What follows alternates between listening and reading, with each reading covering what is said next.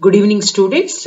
In this video lesson, I am going to explain about the concept performance appraisal.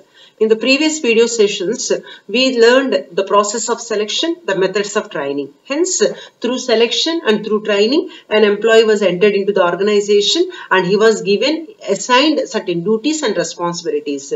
Some time was given to him, and over that period, he worked on those responsibilities and on those obligations. Now it is the time to measure his performance. In other words, his performance will be evaluated. So it means, what is performance appraisal? Performance appraisal is nothing but a process of deciding how employees do their jobs. So we are deciding here how an employee is doing the job, how an employee is discharging his responsibility. At the same time, it is the degree of accomplishment of the tasks that make up an individual job. Accomplishment of task, completion of task, how he has been completing the task, how he was being prioritizing the task, how he was being discharging the task. This will be evaluated in the performance and appraisal. It indicates how well an individual is fulfilling the job requirements. Every job has certain requirements. How well he is performing, how well he is completing the job requirements will be considered in this particular appraisal system. Most of the time, performance is nothing but result. Performance will always be measured in terms of result. But many of the time, people misunderstood that performance means efforts. Performance means putting energy. However the energy you put, however the energy you expanded, if the result is zero, you will be given, your appraisal will be negative. Your appraisal will also be zero. So hence, always be performance is result, productivity, outcome. Right. Next, performance appraisal is a method of evaluating the behavior of the employees on the work spot. At workplace, how the employees are behaving, how employees are performing the duties. It is going to measure not only the qualitative but quantitative application also. Quantitative aspects of job performance. Quantitative as well as qualitative aspects of job performance will be measured in the performance appraisal.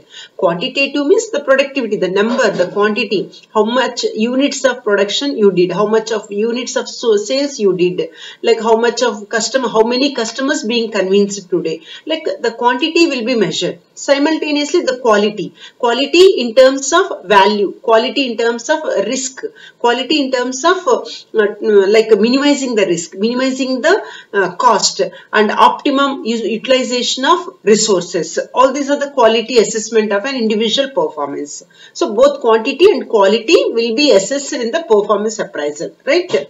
Next, it is a systematic and objective way of evaluating both work-related as well as potentiality of the employee. In other words, we can say this particular definition also focuses that not only the present performance of an individual employee, but the future, that is the potentiality. Does the employee has the potentiality, progressiveness, perspectiveness to hold the future obligations, future responsibilities, that will also be assessed in the performance appraisal.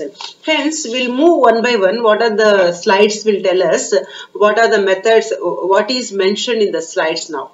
So I have just given a brief report of performance appraisal. Anyhow, what is mentioned in the slides, once again we'll go through that. So performance appraisal is a method of evaluating the behavior of the employee in the workplace, normally including both quantitative and qualitative aspect of the job. So that's what I have explained now itself. The second one is, it refers to those procedures that are used to evaluate the personality, performance, potentiality of the group. So just now I told you that not only the present working nature of you, the present performance of you, at the same time the potentiality to hold the future obligation, that will also be assessed here. And simultaneously your personality in the sense how you look. It doesn't how you look, it does not mean how you look, how good you are, what kind of complexion you have, whether you are tall or stout. It doesn't mean that. The personality means the inner personality, how emotionally you are good, how sympathetically you are good, how empathetic you are, how friendly you are, your behavior when dealing with your team members. All these are being constituted, all this being measured here, right? The next slide, it is going to explain us why to conduct performance appraisal. Now the question is, why we should conduct performance appraisal? Who are going to be benefited? Now here see, provide information about the performance ranks. So see, if you want to give any promotion, or if you want to demote, or if you want to appraise, you want to enhance the salaries, unless and until you have proper information about your employees, you can't go for a step advance or a step forward. So obviously you need certain ranking. See, for example, even MSET or NEET or IIT JEE Mains, how the people are getting rank, how the people are getting seats in the top graded institutions or engineering, basing on the ranks, basing on the performance in their test or in the exams. In the same way, if you want to give a revision, if you want to go for a promotion, you need performance appraisal. The second one is the level of achievement of the employees. Level of achievement, some are moderate level, some are low level, some are poor, some are average. So what is the level of achievement? Is there any speed in the achievement, grasping, understanding? This information you are getting in your hand. And at the same time, it helps in counseling the employee. Suppose if the employee is good in attitude, good at team, but he is a poor performer or a slow performer, you can counsel him, right?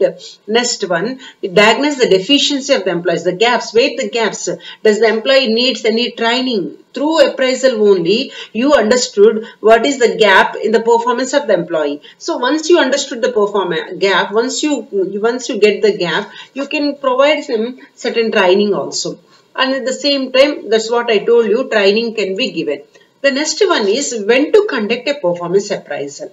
When to conduct? Is there any stipulated period? Is there any stipulated time that during this month we have to conduct appraisal, or during this period? Yes, for that also certain guidelines are there. Like the performance review must occur at least once in a year. So many of the organizations conduct once in a year the appraisal. Just like in our college also we have a performance appraisal in the form of feedback, student feedback. Now we also take the stakeholders feedback also, stakeholders of the Cabin College, from them also we are taking the feedback. In the same way, in the corporates also, once in a year, the feedback will be considered. Review will be taken over. Some companies review twice in a year. Depends upon the company to company and the policy to policy.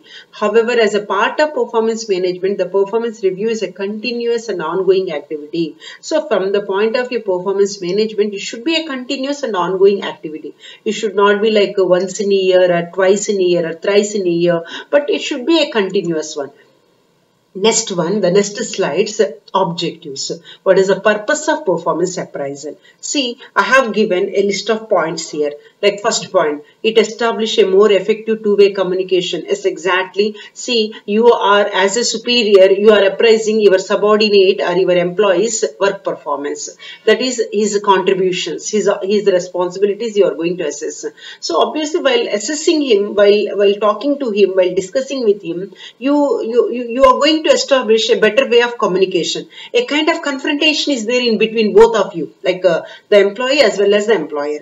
In the same way, the second one is performance objectives. Suppose if the employee has certain gaps, certain deficiencies, now through that deficiencies, that gap can be improved by having certain objectives. Yes, this is the objective. This is the goal. You have to achieve this goal. You have to reach to that goal in such a way. This kind of guidance will be established when we have a appraisal system, and current performance will be improved. That in other words, somebody is there to counsel you, to coach you, to mentor you. So obviously you will improve your performance. Past performance will be assessed, will be measured, will be rectified, and feedback will be given. And training is, if there is any gap, obviously after identifying the gap, the manager, the superior will have a thinking that yes, our employee has a certain gaps. So to overcome that gap, let them give certain training. And next, rewards. If employee performance is superior, so obviously we'll give rewards in terms of incentives or money like that.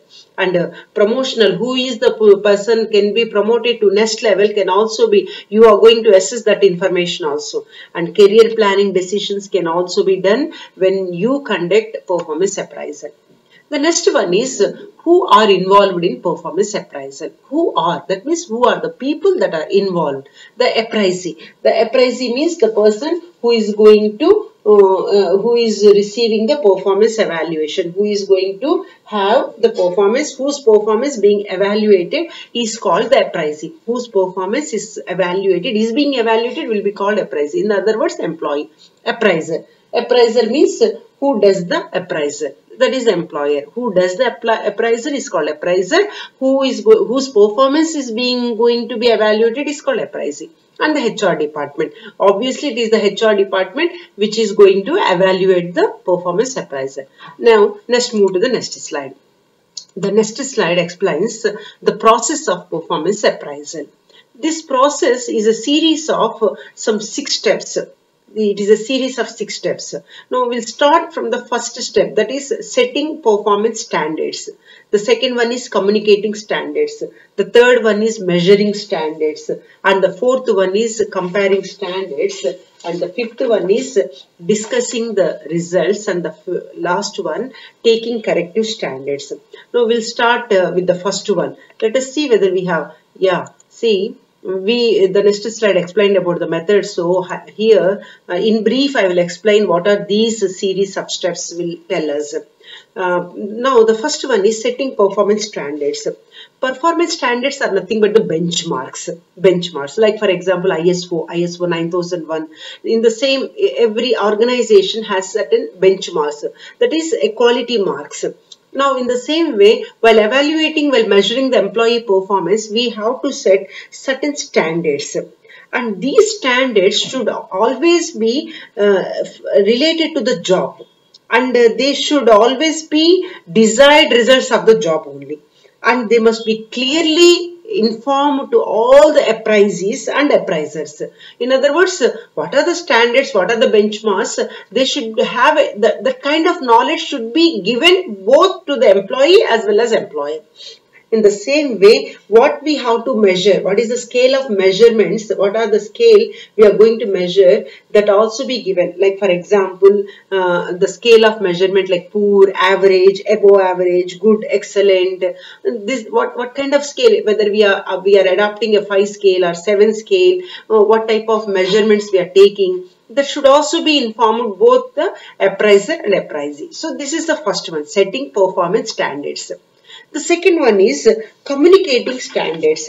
So obviously communicating standards means, once after setting the benchmark, these evaluators must be informed to both the appraisee and the appraiser. And measuring standards. And now the measurement of standards can be done with the help of different methods or different procedures, right? Measuring standards. And now the comparing standards, in the sense, what is the set standard, what is the target, what is the set standard, what is the target given. Like for example, for a sales executive, if the target is 100 products and the achieved target is achieved performance of the employee is only 50, we need to compare. Okay, the standard is 100, employee performance is 50, so there is a deviation, there is a gap.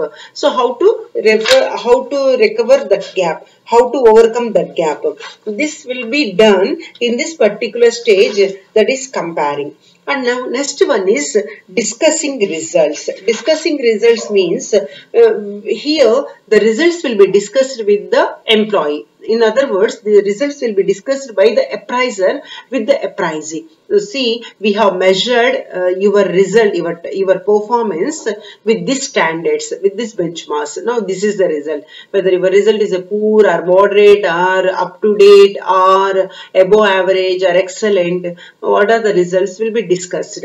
After discussing the result, corrective action will be taken. Corrective action means if the employee is in moderate level, or if the employee is has a continuous problems, if the continuous problem is there, that continuous problem is going to destroy your organization's performance also. So such kind of employees, or if the employee is a very negligent, he is very indisciplined, so such kind of people will be fired from the organization. Or else, if the employee is having a knowledge or having an attitude of taking corrective actions, and he has a source of getting getting improvement, then no other deviation, we have to improve his performance, then those are the corrective actions. So this series of steps explain us how the how the process of performance appraisal will take place.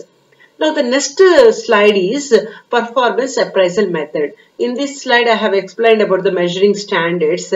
Now here through the standards the performance of the employee will be measured with the help of these methods. Now here the methods have been divided into traditional methods and modern methods, and here in other classification is also there, that is individual evaluation method and group evaluation method. Individual evaluation method, in other words, say that you are not being compared with any other person in the team or the group. You individually, personally will be evaluated. And group evaluation means your performance will be appraised with the help of a group. Within the group, your performance will be appraised. That means you have been compared with other persons in the team or other persons in the organization. Anyhow, we'll move to the we'll move what are the traditional and modern methods. I have combined both individual as well as group methods. Now we came to the another classification, that traditional methods and modern methods. We just set this. We set ourselves to this traditional and modern methods. Now coming to the traditional method, confidential report, essay evaluation, critical incidents, checklist, graphic rating scale, straight ranking, paid comparison, forced distribution, grading system, field review technique, nominations, work samples. So see students, a list of 12 are there, but here we have only 6 to 7 important methods being in the syllabus. Though they have been given 12, we don't have the work samples, nominations, field review technique, grading system. We are having till pairs comparison and forced distribution. We'll discuss one by one what are those methods. Now coming to the modern methods, let us have a view over modern methods also. Assessment center, human resource accounting, cost and contribution, behaviorally anchored rating scale, MBO, 360-degree performance appraisal. Nowadays, most of the corporates are following this type of methods only, but some of the government organizations still follow the traditional methods. Now come to the traditional methods of performance appraisal. First one, graphic rating scales. Graphic rating scale. So a graph will be plotted. A graph will be plotted on the paper specifying the employee's performance. It is the oldest, most widely used method of performance appraisal. In other words, most of the government organizations will follow this type of method, this method of appraising the organizations. What we do here, we designed a scale, and this scale has 1 to 5 attributes or 1 to 5 variables.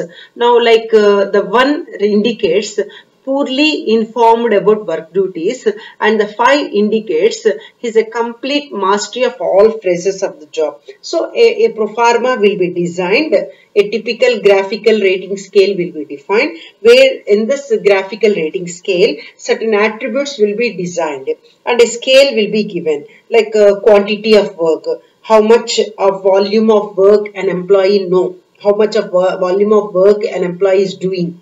Next, quality in the sense of neatness, thoroughness and accuracy, and knowledge of the job. Does the employee has the job knowledge or not? And his attitude, dependability, cooperation, like certain variables, certain factors will be designed and certain factors will be ascertained, and out of these factors an employee's performance will be assessed and a scale will be designed 1 to 5. Suppose 1 indicates poor, 5 indicates excellent. In that way, the employee will be assessed, and basing on his evaluation, basing on his measurement, a graph will be plotted on the graph paper. So in that sense, the ratings will be given. Now see, this is a typical graphical rating scale. Now just I have explained the variables. These are the variables. For these variables, the employee's performance will be measured. Like the performance measured will be according to a scale from 1 to 5. Like 1 indicates unsatisfactory, 5 indicates outstanding. So the employer will be asked to give a rating according to these variables, and the ratings and the ratings will be plotted on a graph. On that basis, he will be assigned a rank, right? So that is the graphical reading. The second method is ranking method. So ranking method, most of us know about the ranking method. So if your performance is good, you will get the first rank. So suppose 1000 students are writing an examination, the marks, the performance you did in your exam, basing on that exam, you are being given marks. So if you got 100 out of 100, you will be given the first rank, right? So it is the simplest and oldest technique of performance appraisal. In this method, the appraiser ranks the employees from the best to the poorest on the basis of his performance in the particular job related activities. So job related activities or job related responsibilities, how best you are performing, basing on that you have been given a rank compared to other employees in the organization. Like the best rank is the first rank and the poorest is the last rank. And it is quite useful for a comparative analysis. It is quite useful. See, most of the time in our schools, colleges, that this method is only we follow the same method. This method only we are going to follow. So basing on your performance in the exams, we evaluate and will give marks. The best performer will get the highest marks and the poor performer will get the least marks. Right? Next one is C. Performance points behavior. Extremely good, good, above average, average. This evaluation will be done. Most of the CBSE and NCERT methodology of evaluation will be like this only.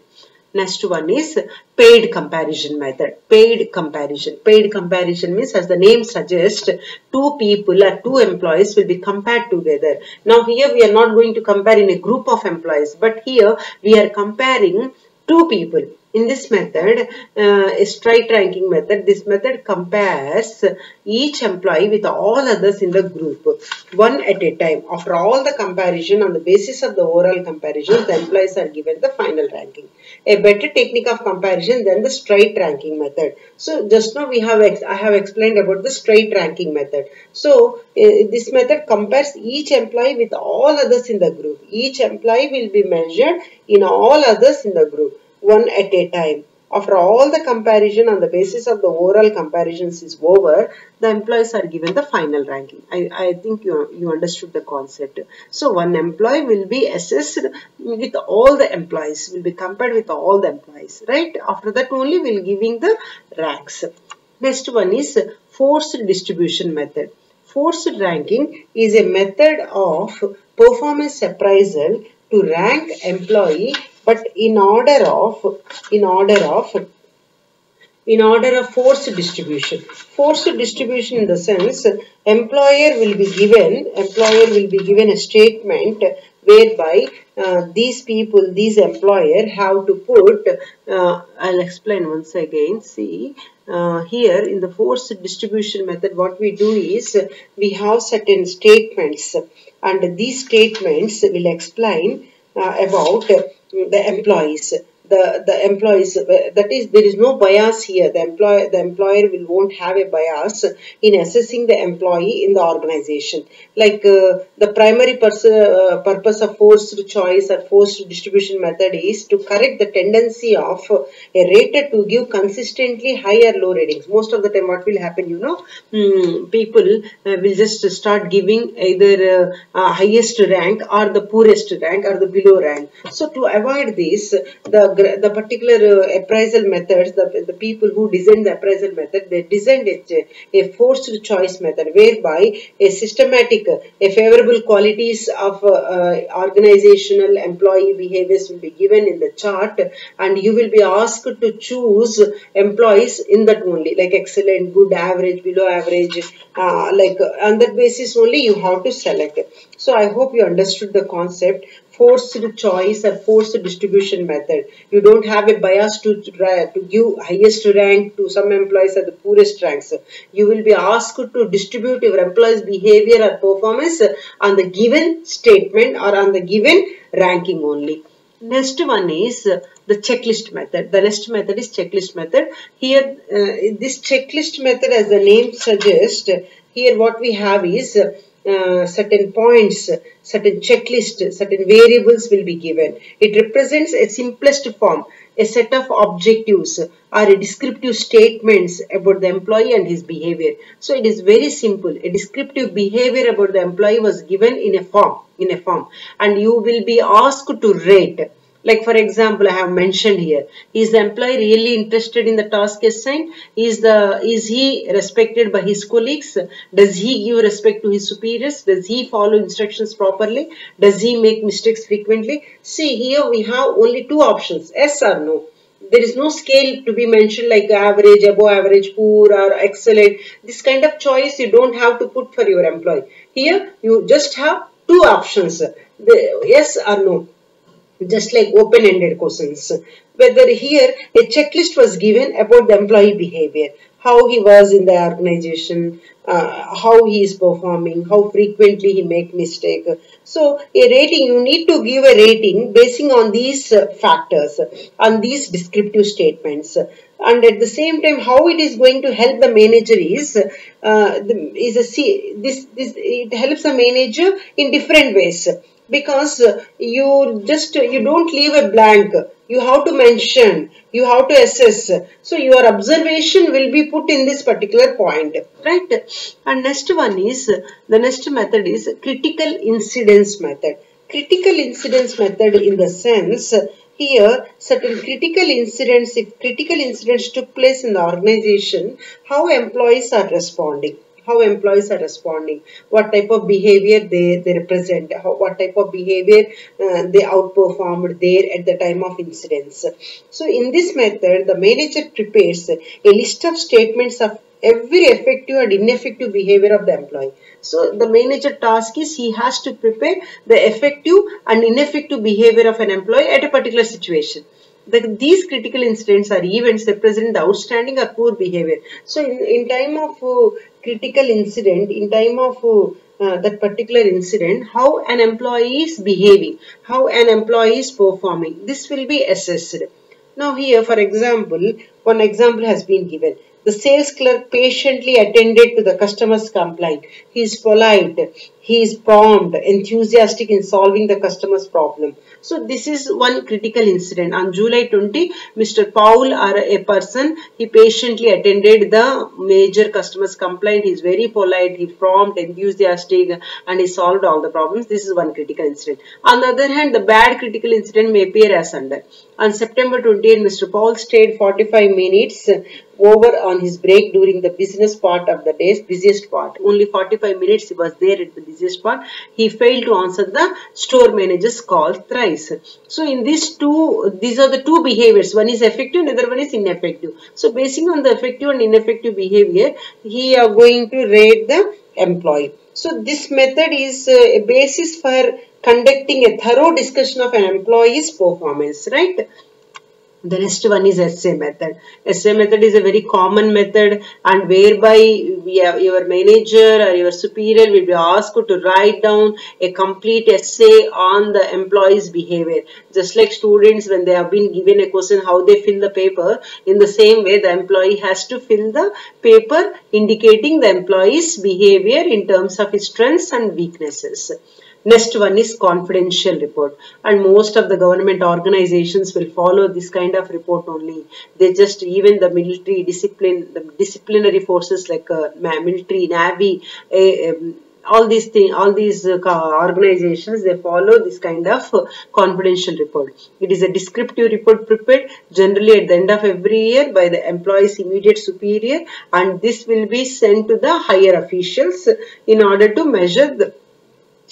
to take a decision. So this particular method, in this methodology, the strengths, the weaknesses, the behavior of the subordinate will be evaluated or will be mentioned. So with this confidential report, all the traditional methods I have completed. Now coming to the modern methods. In the modern methods, the first one is MBO. MBO means management by objectives. Management by objectives, it is one of the important method, and in this method, the management, it is mostly important, it is mostly needed for the management to set that specific and measurable goals. with each employee and then periodically discuss the progress towards these goals. In other words, we can say that the superior and subordinate of the organization jointly identify its common objectives, like for example profit, like for example wealth, like for example social development, diversification, expansion. Like a common objective will be there for every organization. So both superior and the subordinate come together, they discuss about what are the common objectives, goals, and what are the things, whether they are clearly measurable, they are correct or not, everything will be discussed. And later onwards, they have to set these common goals, and these common goals will be informed to the employees, and later the employer has to see whether the employee is progressing towards the achievement of these goals or not. Right? Now, first, this MBO process consists of certain steps, like establishment of goals. A goal has to be established. A standard has to be established. Next one is, that is, a goal means what a company has to do for the next year, or what the company want to achieve for the next 6 months. That is establishment of goal.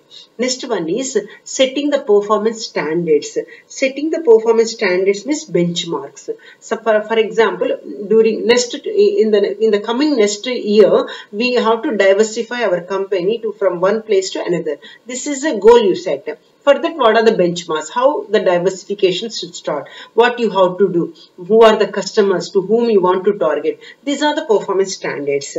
And next one is actual level of job attainment when compared to the goals agreed upon. So we have already said, coming next to 1 year, we need to develop or we need to diversify our business. So for that, what we have achieved, we are doing towards that achievement of goal or not? Are we stopped somewhere? That we have to measure. And next one is establishing new goals and new strategy for goals not previously attained. Suppose if any goal, you set some 5 goals. Suppose these 5 goals, out of these 5 goals, only 4 goals were met. 1 goal was pending. So again, you have to design a new strategy or a new plan how to achieve that not attainable goal. Right? The next one is psychological appraisals. When psychologists are used for evaluations, they assess an individual's potential. The appraisal consists of in-depth interviews, psychological test, discussion with supervisors, and a review of other evaluations. It is also a new method under the modern methods of appraisal, where the psychologist, that means the people who study the mind, they are going to study the individual's potentials. What they do in order to get the appraisal or evaluation, they have a continuous in-depth interviews with the appraisee. And they conduct certain psychology tests, their emotional tests, they're managing the emotions, everything. So through that, they evaluate the employees. And next one is assessment center. Assessment center, this is a method of appraising. It was first applied in German army at 1930, in the German army, this particular assessment center method was being used. And later, most of the business houses and industrial houses started using this method. This is not a technique of performance appraisal by itself, but it is a system of the organization. It is not a technique, it is a system of the organization where assessment of several individuals is done by experts by using various techniques. Not only the appraisal performance of the employee or the subordinate will be performed every year, but all the employees, all the managers and executives' performance will be measured, will be assessed. Throughout the year, these things will be done at the assessment center. These techniques may be like role play, case studies, situation analysis, simulation exercises, structured insight, transaction analysis, etc. So through these programs, through these activities, continuously appraisal will took place in the organization. Not only the employee, the employee whose performance has to be measured, but all the individuals' performance, all the individuals' mindset, their nature, their attitude will be measured. And next one is, after this, we have a 360-degree appraisal. Now, most of the company following this 360-degree appraisal, and it is also called as 360-degree feedback system, and it is a system for multiple parties, including subordinates, peers, supervisors and customers.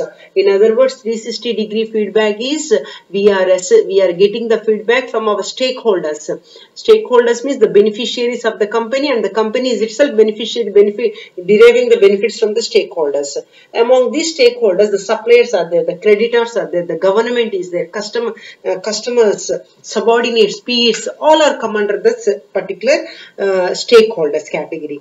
Most of the corporations like General Electrical, Reliance, Crompton Graves, Wipro, Infosys, Thermax, NTPC, Thomas Cook, SBI, Aditya Birla Group, Mafatlal, all these are the bigger corporate companies, all are following this 360-degree appraisal system. And this 360-degree appraisal system being developed by T.V. Rao. T.V. Rao, he initiated at IIM Ahmedabad. So what is 360-degree feedback? 360-degree feedback is a multi-rater feedback system where an individual is assessed by a number of assessors, including his boss, direct reports, colleagues, internal customers and external customers. In other words, let us take an example of a bank employee, a bank reception or a bank clerk. So see, the bank clerk, he will be assessed by the creditors, by the debtors, by the customers, by the people, industrial people, by the business people. So many of people are going to assess the bank clerk, how he is performing, how he is doing, in what way he is delivering the duties, responsibilities. So an employee's performance will be assessed by number of assessors. Those include boss, direct reports, colleagues, internal customers and external customers. So these many people continuously from 360-degree angles, they have been assessed. What is 360-degree? See, feedback collected from using a specifically designed tool, anonymously they are going to declare the boss, the self, team members, external customers, peers, internal. So everybody is assessing the performance. So this is a best performance, and through this performance, how employees perform in the present as well as the potentiality will be getting. Next, so we have completed all the modern and the traditional methods of appraisal. Hope you understood all the traditional and modern methods of appraisal. Now, the problems and the issues of the appraisal. What are the problems? What are the limitations we are having under performance appraisal? First one is halo or horn effect. Halo or horn effect. It means horn effect implies extreme competence in one area shines over all others. That means, suppose if an employee is very good creative, suppose he is a creative person, his creativeness will dominate the other points. His creativeness overcomes the other weaknesses, other poor points of that employee. This is called as halo effect. So if he was creative, most of the time we say he was creative. Suppose if an employee is spontaneous, most of the time we say spontaneous. If an employee is hard worker but lacks creativity, hard working nature will be considered. So like this, one competence will take charge than the other poor competencies. This is called as halo and horn effect. Conversely, employee does poorly in one area and this overshadows all areas. Suppose in the same way, an employee was very creative, but he was a latecomer, for example. So if an employee is a creative and hard worker, but he was slow, he was a latecomer, the late coming will be overshadowed the positive points of an employee. Or else, if the employee is spontaneous, he have a very good team effort, but he was conflicting. But he was emotionally very weak. So here the emotionally weakness of that point will be overshadowed than the positive points of this employee. That is called as halo effect. Bias, own prejudices like race, creed, caste, gender, appearance, all these are the personal biases. If an employee doesn't like another employee in terms of his complexion or in terms of his looks and in terms of his gender or in terms of his region, race, etc., this is also going to affect the appraisal methodology. Next, comparison rating. See, comparing one employee to another employee is very bad, and this contrasting one to another also a drawback to this particular performance appraisal system. Central tendency, everyone as average, rating everyone as average. Sometimes what employers will do is they don't want to give excellent to the employee in spite of their performance, good performance. They don't like to give excellence or super scales, but they always present as average. This is a central. They have a tendency towards their employees. Recency effect, focusing on recent performance instead of entire year. Suppose recently if the employee doesn't perform because of his ill health or because of his family problems, that will be considered rather than the last performances or the previous performances. He forget the previous performances of the entire year, just the recent performance which he did not perform well, that will be considered by some employers. This is a kind of limitation. And personal prejudice, like personally a group of employees he doesn't like, or he doesn't like because that group will be very closely intimately moving, or they are closely intimately moving to hotels, canteens. That characteristics doesn't liked by the employer. In that aspect also, his personal characteristics also sometimes overcome his measuring or rating the employee. Favoritism, sometimes favoritism will also make others to disfavor, like evaluating friends or those who don't make waves more favorably than others. So sometimes what we do, suppose if the employee is our friend or from kith and kin, obviously we'll give more importance to them than to the other. So this is one limitation. Okay, right? And now, so these are the different limitations which we have, and these limitations we need to overcome them. And most of the time there was a concept called post-appraisal feedback. Post-appraisal feedback. So after appraisal, pre-appraisal and post-appraisal. So after appraisal, after assessing the employee's potentiality, after assessing the employee's performance, suppose if there are any drawbacks, if there are any demerits or challenges, how you are overcoming that. That is called as a post-appraisal. So in the post-appraisal, if you came to know that employees are not have certain deviations, employees have certain gaps. So to reduce those gaps, to reduce those deviations, what type of training methods or training measures should be taken? This is one methodology in the post-appraisal. And at the same time, in the post-appraisal also, you should identify who are the talented employees, who have the clear growth paths, which employees or which category of employees are having clear growth paths. And at the same time, in the post-appraisal, you need to identify the new challenges also. And you have to identify the new challenges, and the weaknesses, how to overcome the weaknesses should also be designed. And sometimes you have to give some empowerment to your employees in taking the decisions. That can also be understood, that can also be taken in the post-appraisal feedback. So post-appraisal is also most important. Post-appraisal, that means after completion of appraisal, after identifying the problems with the appraisal, this post-appraisal is also plays an effective and efficient role. So after identifying the gaps, how to overcome those gaps, what type of training should be given, and what type of challenges are there before your employee, and everything should be clear, should be given clearly. And reliability and validity on the performance, on the performance measures of the employee should be put, and job relatedness should be maintained, and training, open communication should be there. These are the challenges of post-appraisal feedback. So with this, we have completed the total appraisal system and the methods of appraisal and the meaning and the definition. So with this, the concept is over. I hope you understood the concept, and it is most important concept from the point of view of the direct question, that what are the different methods of performance appraisal. This is a direct question being asked. At the same time, sometimes what are the objectives of performance appraisal? This will be asked as a short essay question. And the next one is the process of performance performance appraisal. This is also a short essay also will be asked, and many of the times even a case study will be asked from the performance appraisal system itself. So students, I hope that you understood the concept and go through this video lesson. If you have any doubts, you can ask me. Thank you. Thank you.